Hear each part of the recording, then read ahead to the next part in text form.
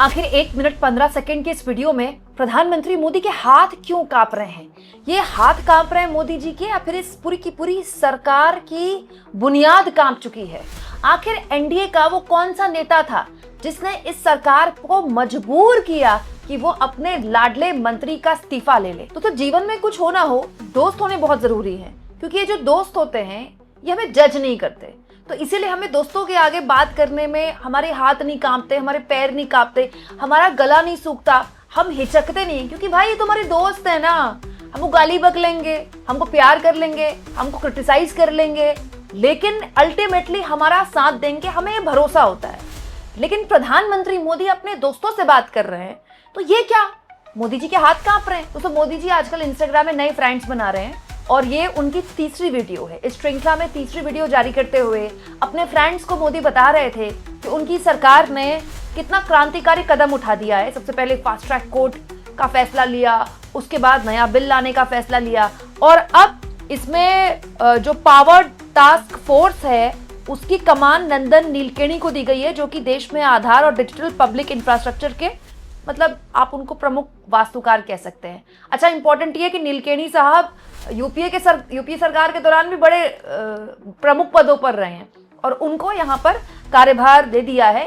ये बताते हुए मोदी जी जो वीडियो शेयर कर रहे थे, वही फ्रेंड्स वाली, उसमें मोदी जी के हाथ क्यों कांप रहे थे, जरा देखिए तो। फ्रेंड्स, विद्यार्थियों के भविष्य के लिए भारत सरकार लगातार अनेकविध कदम उठा रही है। जिन लोगों ने विद्यार्थियों के भविष्य के साथ खिलवाड़ किया, वे जेलों में सड़ रहे हैं। हमने फास्ट ट्रैक कोर्ट बना चुके हैं। हम कल पार्लियामेंट के अंदर भी कठोर कानूनों के प्रावधान के साथ नया कानून बनाने की दिशा में भी आगे बढ़ रहे हैं। लेकिन हमें भविष्य के लिए सोचना है। हमारी परीक्षा पद्धति विश्वस्त हो, हमारी परीक्षा पद्धति ट्रांसपेरेंट हो, हमारी परीक्षा पद्धति में सबसे ज्यादा अब टेक्नोलॉजी का उपयोग हो। इन सारी बातों को ध्यान में रखते हुए विश्व प्रसिद्ध टेक्नोलॉजी एक्सपर्ट श्रीमान नंदन नीलेकनी जी के नेतृत्व में एक हाई पावर टास्क फोर्स बनाने का निर्णय किया है, जो एग्जामिनेशन रिफॉर्म की तरफ फोकस करेगा और जल्द से जल्द आने वाली परीक्षाओं की विश्वसनीयता को सुनिश्चित करने का काम इसके रिपोर्ट के आधार पर कर दिया जाएगा। बहुत बहुत धन्यवाद। अब दोस्तों, हाथ सिर्फ उम्र के तकाजे की वजह से नहीं कांपते हैं, बहुत और दूसरी वजह भी होती है। लेकिन अगर उम्र का तकाजा है तो भी व्हाट बिग डील भाई। उम्र हम सबको फेस करनी है दोस्तों। हम सब ने 18 साल की उम्र देखी, हम सबको 80 साल का होना है दोस्तों। 75 साल का होना या 73 साल का होना, उसमें हाथ कांपना एक बहुत सामान्य सी बात है। अभी रिसेंटली मैंने आपको एक खबर भी दिखाई थी, प्रधानमंत्री नरेंद्र मोदी अपने एक विदेश दौरे में थे, तो हमें तो कोई बताता नहीं है, हमारी गटर मीडिया तो बेशरम है। विदेश में जब प्रधानमंत्री जिस दौरे में थे, वहां ये बकायदा कहा गया था पीएम की टीम द्वारा कि इसको सुनिश्चित किया जाए कि प्रधानमंत्री जहां भी जा रहे हैं, जहां जहां उनका कार्यक्रम लगा हुआ है, वहां सीढ़ियां ना हो, ताकि पीएम गिर ना जाए। क्योंकि 6 साल पहले वो बनारस में एक जगह गिरे थे और बकायदा इस बात को भी सुनिश्चित किया जाए कि उनको नैप लेने का मतलब सोने का टाइम मिल जाए। तो ये अंधभक्तों को खबर बहुत बुरी लगी थी, क्योंकि अंधभक्तों तो ये कहते हैं ना कि 24 घंटे काम करते हैं मोदी जी, और मोदी जी बहुत मतलब वो 75 साल के हो गए, लेकिन चलने का पूरा उनका जो स्टाइल है और जो एनर्जी है वो पूरी जेनजी वालों की है। तो ऐसा नहीं है। हाँ, लेकिन ये मानना पड़ेगा दोस्तों कि इन जेनजीज ने मोदी जी को इंस्टाग्राम में नए फ्रेंड्स बनाने के लिए मजबूर तो कर ही दिया। जैसे देखिए, मोदी जी के कमेंट बॉक्स में कुछ लोगों ने क्या कमेंट किया है। कंसिस्टेंसी के साथ डेली व्लॉग बनाइए। एक लिखते हैं, सर स्किन केयर रूटीन बता दो। हालांकि बहुत सारे लोगों ने तारीफ की है, इनफैक्ट बहुत सारे लोगों ने, ज्यादातर लोगों ने मोदी जी को तारीफ ही की है।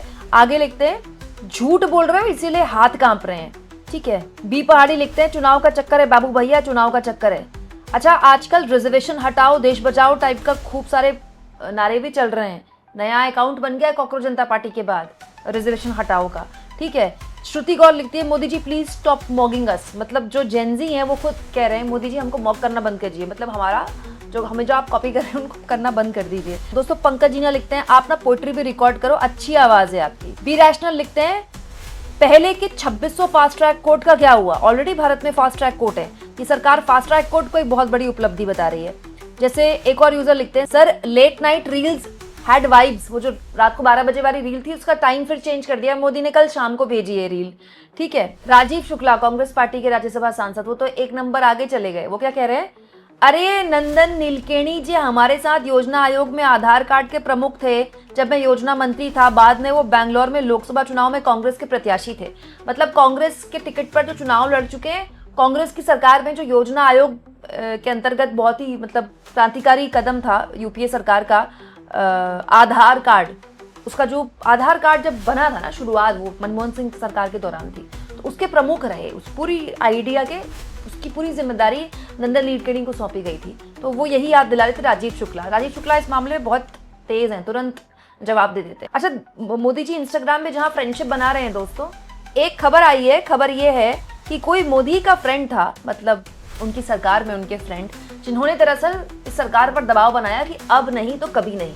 जैसे वरिष्ठ पत्रकार और एनडीटीवी के पूर्व पत्रकार और अब खुद कंटेंट क्रिएशन में आ चुके यूट्यूबर उमाशंकर सिंह ने देखिए ये खबर शेयर की है। एक अहम बात, धर्मेंद्र प्रधान के इस्तीफे के पीछे मोदी सरकार को समर्थन दे रही एक पार्टी का अहम योगदान रहा। सूत्र के मुताबिक पार्टी ने साफ तौर पर कन्वे कर दिया था कि बॉस ज्यादा हो रहा है, इस्तीफा करा लो। वो पार्टी खुद चाहे तो सामने आकर क्रेडिट ले सकती है। अब दोस्तों उमाशंकर सिंह ये कह रहे हैं कि दरअसल ये जो इस्तीफा हुआ है इसके लिए एक एनडीए का कोई सहयोगी है जिसने दबाव बनाया मोदी पर कि अब तो अति हो गई, अब तो इस्तीफा ले लो। अब वो कौन सहयोगी हो सकता है? नीतीश कुमार क्या इस स्थिति में है कि वो किसी पर दबाव बना ले? क्या चंद्रबाबू नायडू वो थे? यहाँ मैं आपको याद दिला दूं दोस्तों, ये जो पूरा प्रदर्शन है एक्चुअली में एक छवि बन रही है कि ये प्रदर्शन जो छात्र क्रांति एक तरह की हो गई, देश में एक आंदोलन खड़ा हो गया, वो केवल दिल्ली तक नहीं था या चंडीगढ़ तक या यूपी तक या बिहार तक या मुंबई तक नहीं था। मैंने आपको अपने चैनल में दिखाया है कि तमिलनाडु तक की वीडियोस आई हैं। देखिए संख्या कम हो सकती है, लेकिन जब कोई भी राज्य का मुख्यमंत्री, चाहे वो आंध्र प्रदेश का हो, चाहे वो उत्तर प्रदेश का हो, चाहे वो बिहार का हो, वो सारी रिपोर्ट देता है। सरकार के पास वैसे भी सारी रिपोर्ट होती है, वही बताता है कि हो सकता है हमारे यहाँ संख्या कम हो, हमारे यहाँ लाठीचार्ज ना हुआ हो, लेकिन छात्र सड़क पर उतर रहे हैं। और ये छात्र एकता जो होती है ना, ये किसी भी सरकार को बहुत डराती है। पूर्व में जितने भी आंदोलन हुए हैं, अन्ना आंदोलन को अगर आप साइडलाइन कर दें, खास तौर पर जेपी का आंदोलन, वो छात्र एकता से हुआ है। इंदिरा गांधी चुनाव हार गई, उनकी सरकार चली गई छात्र एकता की वजह से। तो छात्र एकता जो है ना, वो किसी भी सरकार को डराती है। इसीलिए आप देखिएगा खास तौर पर जो सो कॉल्ड मजबूत सरकारें होती है ना लोकसभा के अंदर, जिनकी सीटें बहुत ज्यादा आती हैं, उनकी कोशिश होती है कि यूनिवर्सिटीज में, कैंपसेस में किसी तरह के छात्र संगठन या छात्र चुनाव बहुत ज्यादा ना हो पाए। इसलिए आपने देखा होगा जब ये प्रदर्शन पीक पर चल रहा था तो दिल्ली यूनिवर्सिटी और जेएनयू की तरफ से एडवाइजरी जारी कर दी गई कि वहां मत जाइएगा। क्यों? क्योंकि यूनिवर्सिटी कैंपस तो एक ऐसी जगह है ना जहां छात्र ही हैं, मतलब छात्रों का एक पूरा एपिसेंटर है। वो पूरा टाइम 8-9 घंटे वो वहीं रहते हैं। वहां जितना वो एकजुटता दिखा सकते हैं और वहां से जो एक सरकार के लिए परेशान करने वाली खबर निकल सकती है, उसका तो कोई मुकाबला ही नहीं। मतलब वो सरकार नहीं संभाल पाती है। और ऐसा नहीं, ये सरकार, कोई भी सरकार। तो पॉइंट ये कि क्या कोई एनडीए का सहयोगी था जिसने रिपोर्ट दे दी थी कि अब तो अति हो रहा है? यहाँ मैं एक और चीज आपको याद दिला दूं, जब मोदी जी की ये सरकार ये पूरा आंदोलन था उसका पीक झेल रही थी, तब मैंने आपको एक खबर दिखाई थी। मोदी जी एनडीए के मधुर मिलन में क्यूट बातें कर रहे थे। ये तो आपको पता है हमारे मोदी जी कितनी प्यारी प्यारी बातें करते हैं। मोदी जी ने एनडीए के सहयोगियों के आगे बताया था कि उनकी सरकार कितनी संवेदनशील है, उनकी सरकार ये किया वो किया। ये मोदी अपने एनडीए के सहयोगियों को बता रहे। तो बाहर आकर तो बीजेपी के लोग बड़ी तारीफें कर रहे थे, लेकिन उस वक्त दबी जुबान में, इशारों में मैंने चिराग पासवान का बयान सुना था। चिराग पासवान ने मोदी जी की तारीफ करते हुए सारे प्रयासों की तारीफ की, लेकिन एक हल्का सा इशारा दिया था कि भाई युवाओं की बात सुननी चाहिए। वो बात उस वक्त आई गई हो गई, लेकिन अब ये बात मेरी यहाँ पर नजर में आई तो मुझे लगा कि मैं आपके साथ शेयर करूँ। तो चिराग पासवान की पार्टी के पास तो मात्र 5 सीटें हैं। तो चिराग पासवान की इतनी राजनीतिक हैसियत नहीं है कि वो अपने एनडीए के सबसे बड़े नेता पर दबाव बना लें। हो सकता है एनडीए का कोई और सहयोगी हो, या फिर ये भी हो सकता है कि एनडीए की पार्टियों का एक मतलब क्लियर कट मैसेज हो। तमाम एनडीए की पार्टी है, चाहे वो 5 सीटें वाली हो, चाहे वो 13 सीटें वाली हो, कि भाई ये तो बहुत ज्यादा हो रहा है, इसको आप खत्म करवाइए। क्योंकि ये लॉन्ग टर्म होता क्या है दोस्तों, अब इस पूरे आंदोलन में एक छवि बनी है। आंदोलन खत्म हो गया, जंतर मंतर शांत हो गया, लेकिन छवि क्या बनी है, वो लॉन्ग टर्म लोगों की ना स्मृति में रहेगी, मेमोरी में रहेगी। कैसे कि हम जब नारे लगा रहे थे ये सब चुप थे, ये हमको एंटी नेशनल कह रहे थे, भाई विपक्षी पार्टियों ने एक स्टैंड लिया, हम देश के युवाओं के साथ रहेंगे। बीजेपी के लोग खुलेआम न केवल उनको एंटी नेशनल बोल रहे थे, बल्कि मतलब उनके साथ भी खड़े नहीं हुए, उन पर लट्ठ बरसाई गई तो भी नहीं खड़े हुए। एनडीए के सहयोगियों ने भी अपनी राजनीतिक मजबूरियों की वजह से अब उनका साथ दिया। और दोस्तों, राजनीति में तो सहयोगी बनते बदलते रहते हैं। चंद्रबाबू नायडू एक वक्त में एनडीए के सहयोगी थे, बहुत लंबे टाइम तक रहे। और दोस्तों, अभी कुछ साल पहले जब चंद्रबाबू नायडू विपक्ष में थे आंध्र प्रदेश में, तो कैसी कैसी बातें मोदी जी के खिलाफ बोला करते थे।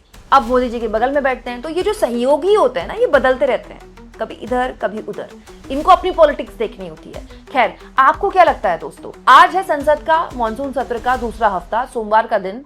आज सरकार बिल लेकर आने वाली है, वही बिल जिसकी मोदी जी तारीफें कर रहे हैं। तो क्या इस पूरे एपिसोड को सरकार संसद में इस बिल के जरिए मैनेज कर लेगी?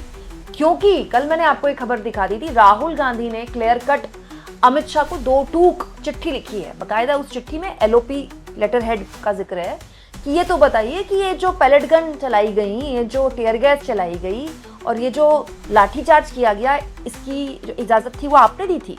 ये एक बड़ा मुद्दा है और जो विपक्ष है वो आप इसी मुद्दे पर घेरने वाला है सरकार को। प्रधान तो निकल ली है, प्रधान का तो हो गया इस्तीफा, अब अगली बारी अमित शाह की है। राजनीतिक तौर पर विपक्ष ऐसे ही टारगेट करने वाला है। आपको क्या लगता है दोस्तों, क्या ऐसा हो पाएगा? कमेंट बॉक्स में लिख के बताइएगा।